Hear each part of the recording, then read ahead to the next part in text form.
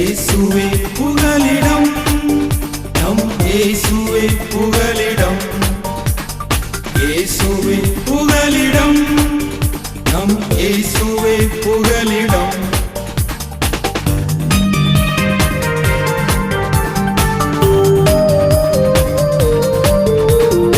ஆறுகளை நாங்கள் கடக்கும் போதும், மலைகளை தாண்டி நடக்கும் போதும், ஆறுகளை நாங்கள் கடக்கும் போதும், மலைகளை தாண்டி நடக்கும் போதும், இன்னட்டும் எங்களை இமை போல் காத்தது சுவிசேஷம் சொல்வதற்கு. இயேசுவே புகலிடம், நம் இயேசுவே புகலிடம். இயேசுவே புகலிடம், நம் இயேசுவே புகலிடம். ஆண்டவரும் இரட்சகருமாகிய இயேசு கிறிஸ்துவின் இனிய நாமத்தினாலே உங்களை வாழ்த்துகிறேன்.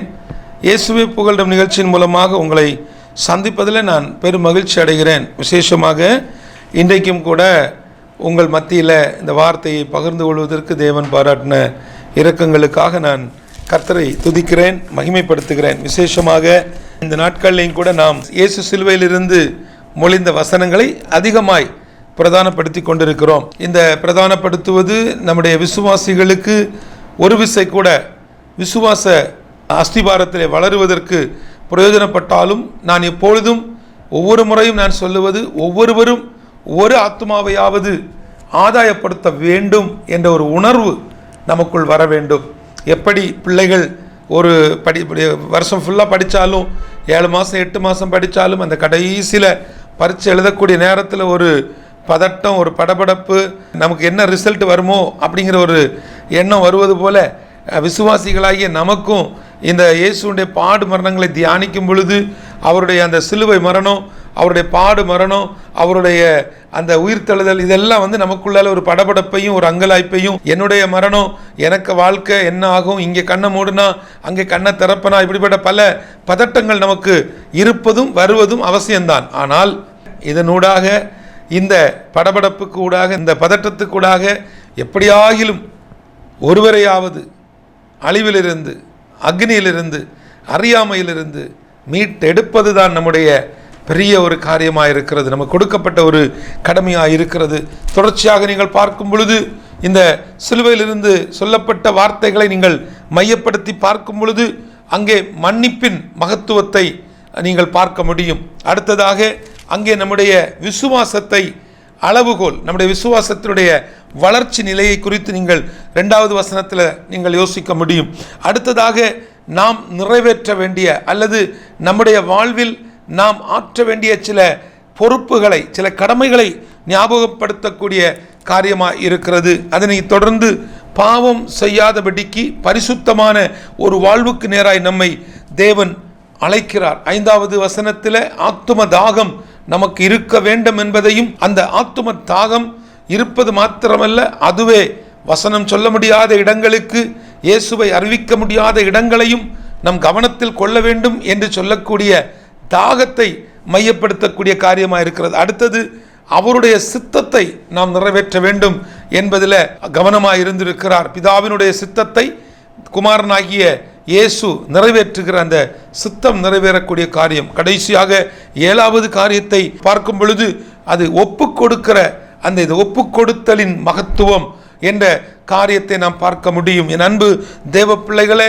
இந்த ஒப்பு கொடுத்தலின் அவசியம் என்ற தலைப்பில் நான் இன்றைக்கு உங்களோடு சில காரியங்களை நான் பகிர்ந்து கொள்ள வாஞ்சிக்கிறேன். இந்த ஒப்பு கொடுத்தலின் அவசியத்தை நாம் தியானிப்பதற்கு நான் ஆதாரமாய் எடுத்துக்கொண்ட ஒரு வேத பகுதி லூக்கா 23 அதில் உள்ள 46வது வசனம். இயேசு, பிதாவே உம்முடைய கைகளில் என் ஆவியை ஒப்புவிக்கிறேன் என்று மகா சத்தமாய் கூப்பிட்டு சொன்னார். இப்படி சொல்லி ஜீவனை விட்டார். நீங்கள் நன்றாய் இந்த வசனத்தை புரிந்து கொள்ள வேண்டும். இங்கே சொல்லப்பட்டிருக்கிறது, உம்முடைய கைகளில் என் ஆவியை ஒப்புவிக்கிறேன். ஆவியை தந்தவரிடத்தில் ஒப்புவிக்க வேண்டிய ஒரு பொறுப்பை, ஒரு கடமையை இந்த இடத்திலே நாம் பார்க்க முடிகிறது. என் அன்பு தேவ பிள்ளைகளே, எப்பொழுதும் கிறிஸ்துவின் பிள்ளைகளாகிய நமக்கு மட்டும், இயேசுவை சொந்த இரட்சகராய் ஏற்றுக்கொண்டவர்களுக்கு ஆவி ஆத்ம சரீரத்தின் காரியங்களை புரிந்து கொண்டவர்களுக்கு எப்பொழுதும் நான் சொல்லுகிற ஒரு காரியமானது, மறந்து போகாதீங்க, மிக முக்கியமான ஒரு காரியம், மரணம் என்பது நமக்கு மகிழ்ச்சியான ஒரு அனுபவம்தான். மரணம் பயமாக இருக்கிறது அல்லது மரண பயம் எனக்கு இருக்கிறது, எனக்கு என்ன ஆகுமோ, நான் மரித்து போயிடுவனோ, நான் செத்து போயிடுவனோ என்று சொல்லக்கூடிய ஒரு எண்ணம் ஒருவனுக்குள் இருக்கும் என்று சொன்னால் அவன் நித்திய ராஜ்யத்தை சுதந்திரித்து கொள்ள முடியாது. என்று சொன்னால் அவன் பயப்படக்கூடிய காரியம்தான் அவனுக்கு நடக்கும். நீங்கள் நன்றாய் புரிந்து கொள்ள வேண்டும். நமக்கு இந்த நாட்களில் பரலோகத்தை குறித்த ஒரு பரந்த தரிசனம் தேவை. அதோடு கூட மரணத்தை குறித்த ஒரு தெளிவு நமக்கு தேவை. இங்கே ஆவி ஒப்புவிக்கப்பட வேண்டியதற்கு சமமாயிருக்கிறது. ஏனென்று சொன்னால் ஆவியை ஒப்பு கொடுக்கும் பொழுது ஆத்துமா வந்த இடத்திற்கு போகிறது, சரீரம் புதைக்கப்படுகிறது. நீங்கள் நன்றாய் கவனித்துக் கொள்ள வேண்டும். இங்கே இந்த மரணத்தை குறித்து நமக்கு எத்தனை பேருக்கு நிச்சயம் உண்டு?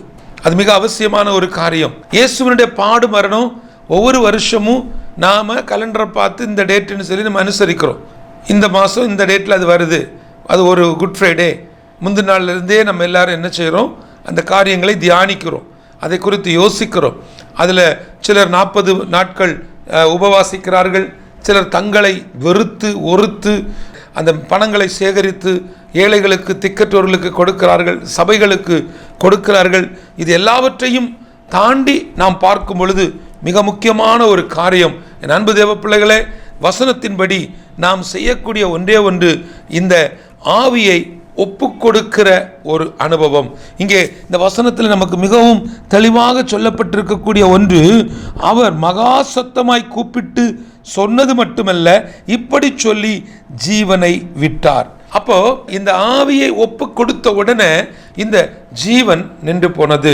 ஒரு பரிசுத்தவானுடைய வாழ்க்கையை நான் படித்து கொண்டிருந்த பொழுது அந்த பரிசுத்தவானுடைய வாழ்க்கையில் சொல்லப்பட்ட ஒரு சம்பவம், அந்த பரிசுத்தவானுடைய பெயர் ஸ்மித் விக்கிள்ஸ்வொர்த் என்று சொல்லக்கூடிய ஒரு தேவ மனிதர். அவர் நல்லாய் பிரசங்கிக்கக்கூடிய ஒரு மனிதன். அவர் தன்னுடைய பிரசங்கத்தை நிகழ்த்தி கொண்டிருக்கும் பொழுது அங்கே அவருடைய அந்த ஊழியக்காரராக அவர் இருந்த நாட்களில் நடந்த ஒரு சம்பவத்தை அந்த புஸ்தகத்தில் நான் படிக்க நேரிட்டது.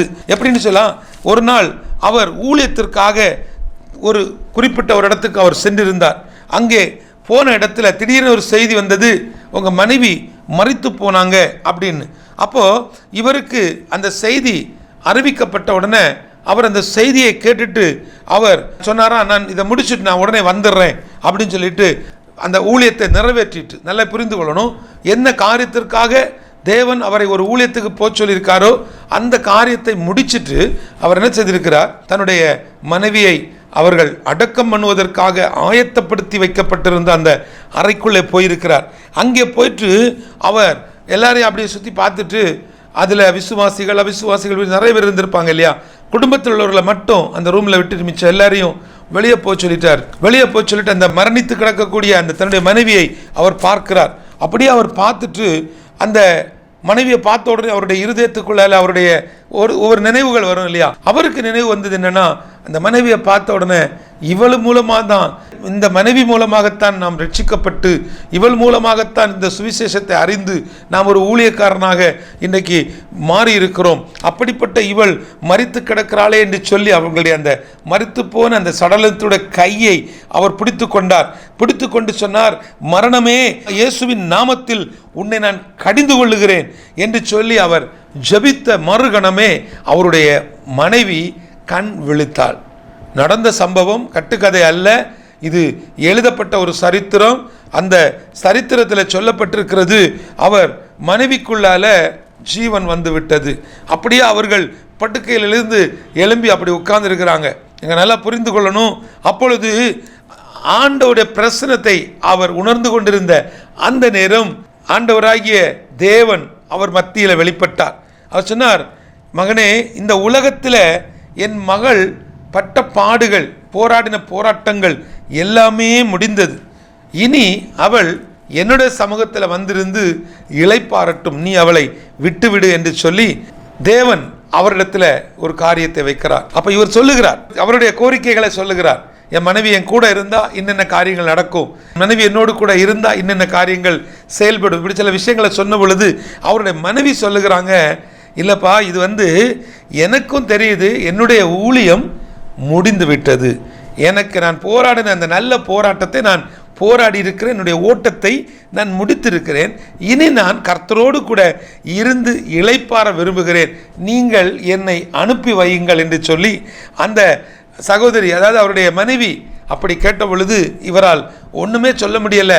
இவர் அந்த இடத்துல ஆண்டவரை பார்த்து சொன்னாராம், அப்பா உம்முடைய சித்தம், உமக்கு இது சித்தம்னா அது நடக்கட்டும் என்று சொல்லி அவர் தன்னுடைய மனைவியை குறித்து சொன்ன மாத்திரத்தில் அந்த கை பிடிக்கப்பட்டிருந்த அந்த கை, அதிலிருந்து அந்த மனைவியுடைய கை தானாக கீழே விழுந்தது, அந்த மனைவியுடைய உயிர் மறுபடியும் பிரிந்தது. நன்றாக நீங்கள் கவனிக்கணும், இது ஏதோ ஒரு சும்மா விளையாட்டுக்குள்ள ஸ்டோரி அல்ல, இது நம்ம ஒருத்தங்களை உற்சாகப்படுத்துறதுக்கு சொல்லுகிற செய்தி அல்ல, கதை அல்ல, நடந்த ஒரு சம்பவம், எழுதப்பட்ட அந்த சரித்திரத்தில் இது சொல்லப்பட்டிருக்கிறது. இந்த இடத்துல நான் இதை சொல்லுவதற்கு காரணம் என்ன தெரியுமா? அந்த மரணத்தை குறித்த அந்த பயம், அந்த மரணத்தை குறித்த அந்த ஒரு படபடப்பு இல்லாத ஒரு சூழ்நிலைமை. உண்மையாக இந்த வார்த்தையை கேட்டுக்கொண்டிருக்கக்கூடிய உங்களில் எத்தனை பேர் நீங்கள் சொல்ல முடியும்?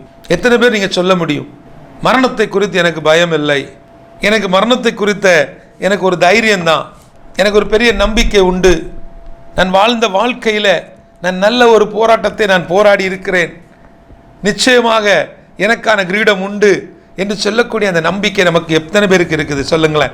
அது எத்தனை வயதாக இருக்கலாம், என்ன சூழ்நிலைமையில் இருக்கலாம், நம்ம என்ன சாதித்தோம், அதெல்லாம் இல்லைங்க.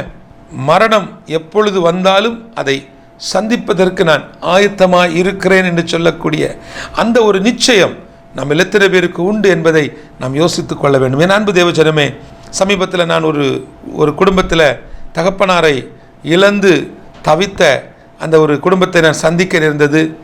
நான் நேபாளில் இருந்தபடினாலே அந்த இறுதி யாத்திரையில் என்னால் கூட நிற்க முடியவில்லை. ஆனாலும் நேபாளத்திலிருந்து வந்த பிறகு நான் அவர்களை சந்திக்கிறேன். தாயை போல, தகப்பனை போல எங்களை நேசிக்கிற ஒரு குடும்பம். அது மாத்திரமல்ல, இந்த ஊழியத்தினுடைய இந்த தரிசனத்தினுடைய நோக்கத்தை, அதனுடைய காரியங்களை எல்லா இடத்திலையும் பகிர்ந்து கொள்ளக்கூடியவர்கள், எங்களை எளிதில் ஏற்றுக்கொண்டு எங்களை அதிகமாக பலருக்கு அறிமுகம் செய்த ஒரு அன்பு தகப்பனார். அவர் மரித்து போனார். அவர்களை ஆறுதல் கேட்பதற்காக நான் போயிருந்த பொழுது அப்படியே நாங்கள் சில காரியங்களை பேசி கொண்டிருந்தோம். அந்த கடைசி நாட்களில் உள்ள காரியங்களை எல்லாம் பார்த்த பொழுது அவர் பெரிய பாடுகளை படாதபடிக்கு பெரிய கடுமையான காரியங்கள், அதாவது பெட்டில் அப்படியே படுக்கையில் காலகாலமாக படுக்க வைக்காதபடிக்கு கர்த்தர் அவரை எடுத்துக்கொண்டார். ஆனால் அந்த நேரத்தில் பேசி கொண்டிருந்த பொழுது அந்த தாயார் அவர்களுக்கு நாங்கள் ஆறுதல் என்னதான் சொன்னாலும் அவர்கள் எங்களுக்கு ஒரு காரியத்தை சொன்னாங்க. அந்த மருத்துவமனை நிர்வாகம் இவர்களுடைய காரியத்தை குறித்து அடுத்து நாங்கள் இதை பண்ணணும் அதை பண்ணணும் பேசும் பொழுது இவர்களுடைய 2 பிள்ளைகளுக்கும் அந்த தகப்பனாருடைய அந்த ஓட்டத்தை குறித்து அல்லது அவருடைய மரணத்தை குறித்து அந்த ஒரு நிச்சயம் தென்பட்டது. நீங்கள் என்ன புரிந்து கொள்ள வேண்டும், நான் சொல்லுகிற அந்த காரியத்தை தெளிவாக நீங்கள் புரிந்து கொள்ள வேண்டும். உங்கள் வீடுகளில் அல்லது நம்முடைய குடும்பங்களில் இப்படிப்பட்ட வயதானவர்களுக்கு வரக்கூடிய சில அந்த மரண நாட்கள் அல்லது அவர்களுடைய அந்த கடைசி நாட்களில் நாம் தேவனோடு கூட அல்லது தேவனுடைய சித்தத்தின்படி எடுக்கிற சில முடிவுகள் வீணான செலவுகளை அல்லது வீண் அலைச்சல்களை தவிர்க்கும். நீங்கள் என்ன இது புரிந்து கொள்ளணும், இதை தவறாக எடுத்துக்கொள்ளக்கூடாது. இதை எப்படி புரிந்து கொள்ளணும்னா, அந்த அம்மா என்ன செஞ்சுருக்கிறாங்க, தன் பிள்ளைகளுடைய காரியத்தை பார்த்துருக்குறாங்க. 2 பிள்ளைகளும் அதை புரிந்து கொண்டார்கள். எவ்வளோதான் வயதானவர்களாக இருந்தாலும், 100 வயசாக இருந்தாலும், 90 வயசாக இருந்தாலும், அப்பா தான், அம்மா தான், என்னைக்கு நமக்கு அவங்க வேணும். அதே நேரத்தில் நமக்கு நகமும் சதையும் ரத்தமும் சதையுமா நம்மளோடு பெட்டாக இருந்தால் கூட நம்ம கூட பேசிகிட்டே இருக்கக்கூடிய ஒரு உறவாக இருந்தால் அந்த உறவு நமக்கு ஒரு பெரிய ஆசீர்வாதம், நமக்கு ஒரு பெரிய எனர்ஜி. அதே நேரம் படுக்கையில் கோமாவில் எந்த ஒரு அசைவும் இல்லாமல் இருக்கக்கூடிய ஒரு நபரை நம்ம வருஷக்கணக்கில் வைத்து பராமரிக்கக்கூடியது ஒரு அனுபவமாக இருக்கிறது. அதனால் தெரிந்து கொள்ளுங்க, அந்த அருமையான அம்மா அந்த மருத்துவமனையில் உள்ள அந்த ஐசியூ வார்டுக்குள்ளே போய் அவருடைய கைகளை பிடிச்சி அவங்க சொன்ன காரியம் என்ன தெரியுமா, நான் உள்ளே போய் ஒப்பு கொடுத்து ஜெபிச்சேன், அவருடைய கண்ணிலிருந்து கண்ணீர் வந்தது, அன்றைக்கு மதியம் அவர் மரித்து போனார். நன்றாக நீங்கள் புரிந்து கொள்ளணும். அதை நான் எப்படி பார்க்குறேன் தெரியுமா, இவங்க போய் ஆண்டுடைய சமூகத்தில் அவரை ஒப்பு கொடுத்து அவருடைய ஆவியை ஒப்பு கொடுத்து ஜபித்த கடமே அவருடைய வேலை, அவருடைய ஓட்டம் முடிந்தது. நன்றாக நீங்கள் இதை தெளிவுபடுத்திக் கொள்ளுங்க, தெரிந்து கொள்ளுங்க. இந்த உலகத்தில் எல்லாருக்கும் மரணம் உண்டு. ஆனால் அந்த மரணம் அருமையான மரணமாக இருக்கணும். கர்த்தருடைய பார்வையில் பரிசுத்தவான்களுடைய அந்த மரணம் அருமையான மரணமாக இருக்கும். நான் அதை விசுவாசிக்கிறேன். என் அன்பு தேவ பிள்ளைகளே, இந்த நாட்களில் நீங்களும் நானும் எப்படிப்பட்ட ஓட்டத்தை ஓடிக்கொண்டிருக்கிறோம்? நம்முடைய காரியங்கள் என்ன?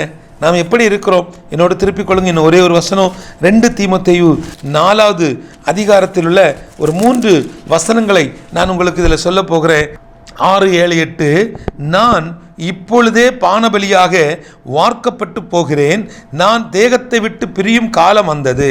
அப்போ இந்த தேகத்தை விட்டுட்டு நான் பிரிய வேண்டிய ஒரு காலம் உண்டு. அதுதான் மரணம். என் தேகம், என்னுடைய சரீரம் தான் இங்கே அடக்கம் பண்ணப்பட போகுது. அப்போ என்னுடைய ஆத்துமா போகணும், திரும்ப அந்த ஆத்மாவை கொடுத்தவங்கள்ட்ட போகணும். அப்போனா ஆவி என்ன செய்யணும்னா ஒப்படைக்க வேண்டும். அப்போ அந்த ஆவியை நான் ஒப்படைக்கணும். அதில் பாருங்கள், 7வது வசனம், 2 தீமோத்தேயு 4 அதில் உள்ள 7வது வசனம், நல்ல போராட்டத்தை போராடினேன், ஓட்டத்தை முடித்தேன், விசுவாசத்தை காத்துக்கொண்டேன். 3 காரியங்கள். முதல்ல, நான் போராடின அந்த போராட்டம் நல்ல போராட்டமாக இருந்தது. 2வது, என்னுடைய ஓட்டம் முடிந்தது. 3வது காரியம், விசுவாசத்தை காத்துக்கொண்டேன். எத்தனை பேர் நீங்கள் சொல்ல முடியும்?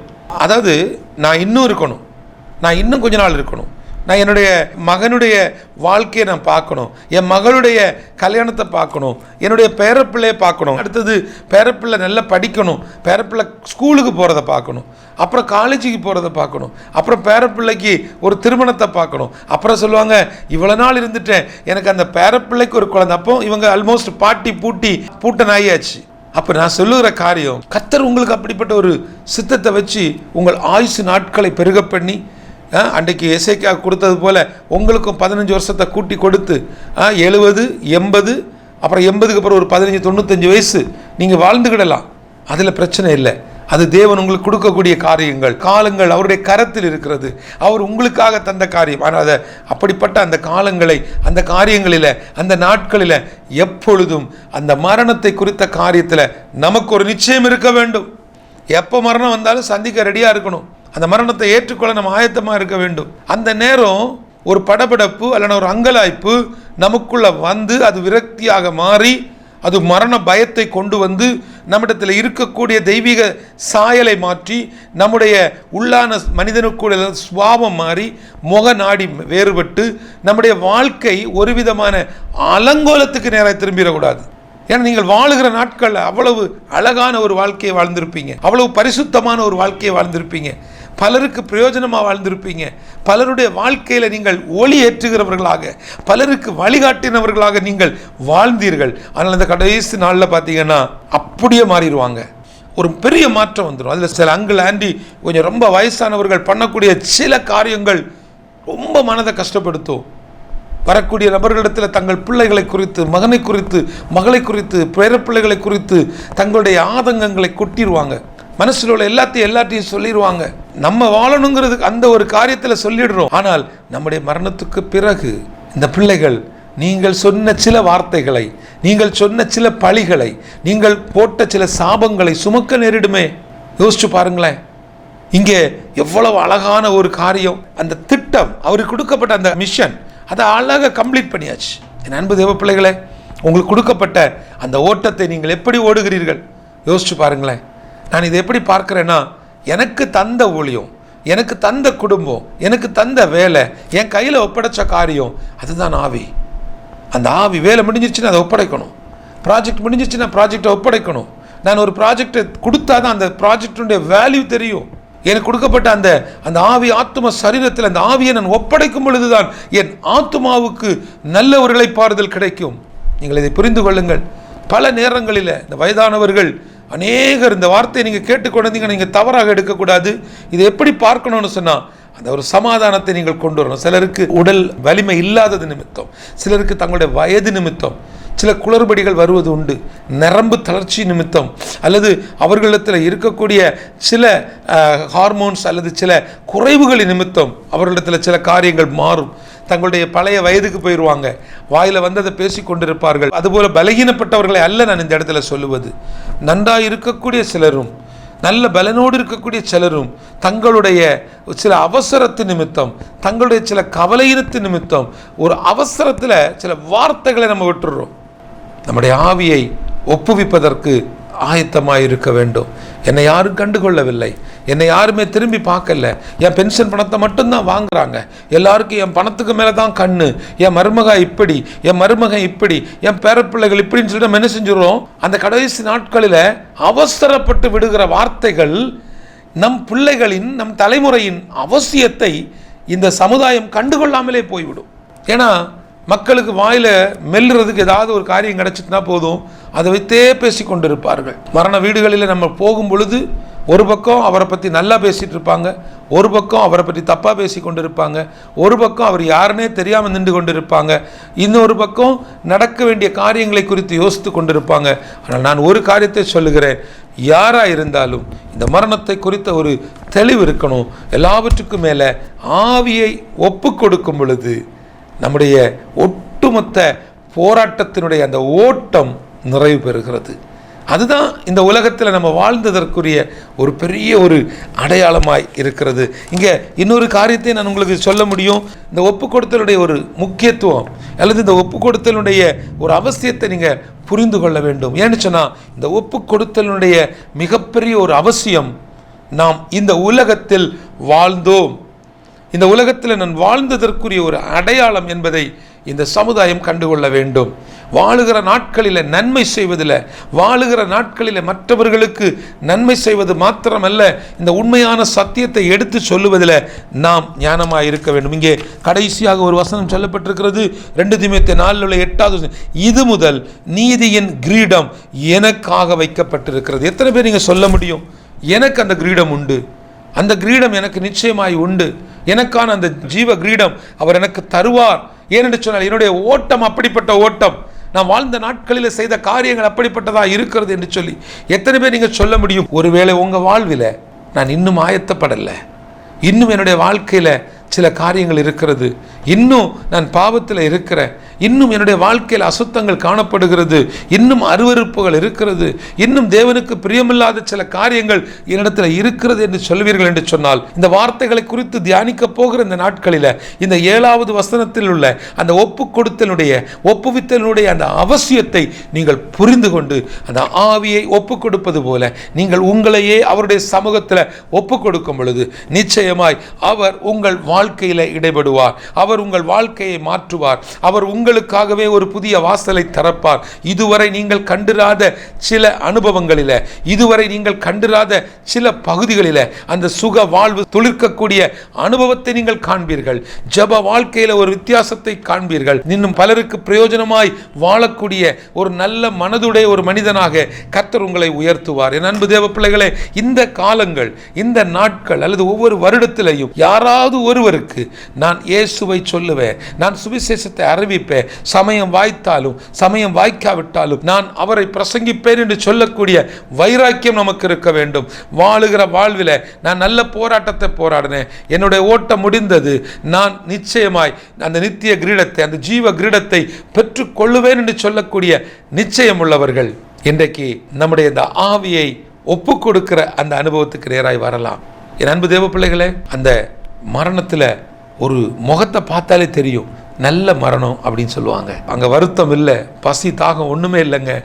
வாழ்ந்த நாட்கள் பிரயோஜனமுள்ள நாட்கள், வாழ்ந்ததற்கு ஒரு அடையாளம் இனி வரும் தலைமுறை, அவங்க வாழ்ந்ததுக்கான அடையாளம் அடுத்த ஒரு பரிசுத்த சந்ததியை இந்த உலகத்துக்கு அவர்கள் கொடுத்திருப்பார்கள். அந்த சந்ததி எழும்பி கர்த்தருக்காக பெரிய காரியங்களை செய்யும். என்னோடு கூட ஜெபிக்கிறவர்கள் இந்த நாட்களில் இந்த வசனத்தில் இந்த 7 வசனம்னு சொல்கிறோம் இல்லையா, அந்த நிறைய அந்த நாட்களில் அந்த நேரங்களில் நான் யோசிக்கிறேன், அந்த குறிப்பிட்ட காலங்களில் அந்த பலவிதமான பாடுகளுக்கு மத்தியில் நிறைய புலம்பி இருக்கலாம், ரொம்ப வேதனைக்கு மத்தியில் நிறைய பேசியிருக்கலாம். ஆனால் 7 வார்த்தைகள் மட்டும்தான் நமக்கு முக்கியப்படுத்தப்பட்டிருக்கிறது. அந்த 7 வார்த்தைகளை தியானிக்கும் பொழுது கூட அந்த 7வது வார்த்தையில் இந்த ஒப்பு கொடுத்தலுடைய அந்த அவசியத்தை புரிந்து கொண்ட நீங்கள் இன்றைக்கு ஆண்டுடைய சமூகத்தில் முழுமையாக என்னை ஒப்பு கொடுக்கிறேன்னு சொல்லுங்க. வாயை திறந்து ஜெபிக்கலாமா? இந்த வார்த்தையை கேட்டுக்கொண்டு கூடி நீங்கள் உலகத்தில் எந்த பகுதியில் இருந்தாலும் உங்களுடைய வாய்களை திறந்து, ஆண்டவரே என்னை நான் முழுமையாக ஒப்பு கொடுக்கிறேன், என் குறைவுகள் என்னை விட உமக்கு தெரியுமப்பா, என் தேவைகள் என்னை விட உமக்கு தெரியும் ஆண்டவரே.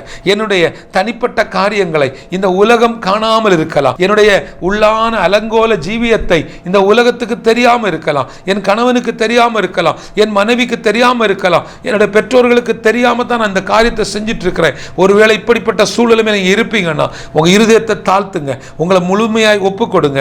ஆண்டவரே, என்னையே நான் ஒப்பு கொடுக்கிறேன், என்னை பரிசுத்தப்படுத்தும், உங்களுடைய இரத்தத்தினால் என்னை சுத்திகரிங்க, என்னை ஒரு புதிய மனிதனாய் மாற்றுங்க ஆண்டவரே. இந்த சமுதாயத்தில் நான் வாழ்ந்தேன் என்பதற்கு அடையாளமாய் ஒருவருக்காவது உம்முடைய அன்பை சொல்ல கர்த்தர் என்னை எடுத்து பயன்படுத்தும். கிருபையும் இரக்கமும் நிறைந்த எங்கள் நல்ல கர்த்தாவே, இதோ இந்த நாளிலேயும் கூட நீர் எங்களோடு இடைப்பட்டதற்காக நன்றி. விசேஷமாக ஆண்டவர், இந்த நாளில் இந்த வார்த்தையை கேட்ட இந்த ஜனங்களுக்குள்ள ஒரு புதிய அனுபவம் உண்டாகட்டும். இந்த நபர்களுக்குள்ள ஒரு புதிய மனிதனாக, ஒரு புதிய ஆண்டவரே, ஒரு வாழ்க்கை வாழ தகுதி உள்ளவர்களாக கர்த்தர் இவர்களை மாற்றுவதற்காக நன்றி ஆண்டவரே. வீடுகளில் இருக்கக்கூடிய பெரியவர்களுக்காக ஜெபிக்கிறேன். அங்கிள் ஆண்டி சீனியர் சிட்டிசனாக இருக்கக்கூடியவர்களுக்காக நான் ஜெபிக்கிறேன் ஆண்டவரே.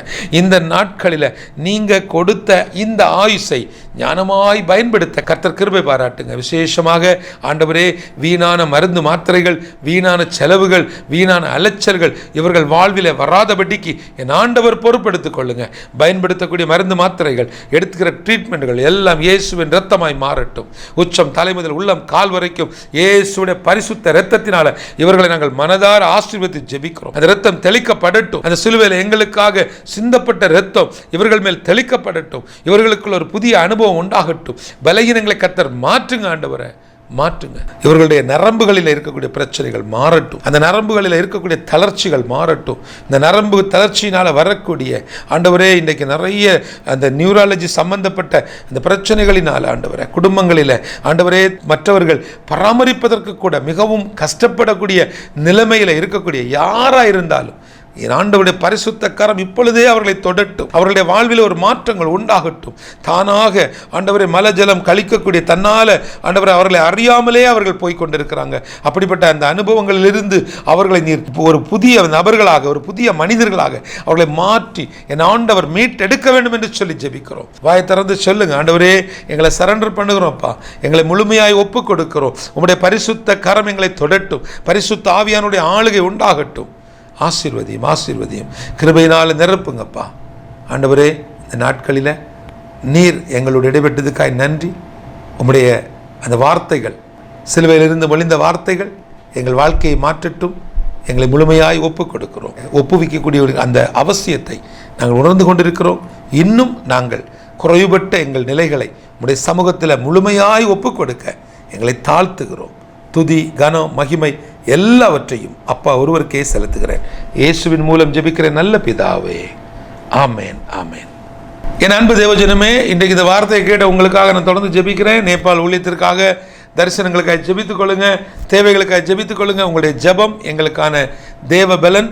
ஒப்பு கொடுத்தலுடைய அந்த அவசியத்தை நாம் புரிஞ்சிருக்கிறோம். புரிந்து கொண்ட நீங்கள் உங்களை முழுமையாய் கர்த்தரிடத்தில் ஒப்பு கொடுங்க. இன்னும் உங்களுக்கு அந்த ஆத்தும ஆதாயத்தை குறித்து அல்லது ரட்சிப்பின் அனுபவங்களை குறித்து உங்களுடைய வாழ்க்கையில் நீங்கள் இன்னும் சில பகுதிகளில் மாற முடியாமல் இருக்கிறீங்கன்னா, தேவ ஆலோசனைகள், ஜெபங்கள் தேவைன்னா என்னை தொடர்பு கொள்ளுங்க.